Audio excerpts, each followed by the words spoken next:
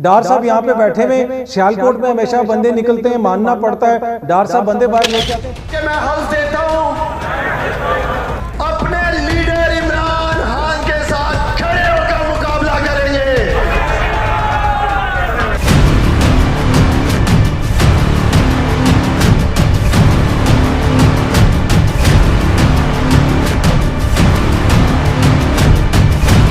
कल उस्मान डार साहब एक बड़ा भरपूर किस्म का सियालकोट से काफिला लेकर आए थे।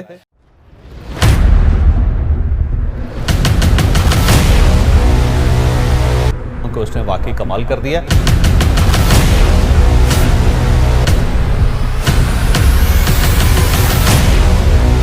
सियालकोट में बहुत बड़ा क्राउड था। उस्मान डार साहब जो है उनकी तंजीमी सलाहियतें, उनकी लीडरशिप क्वालिटी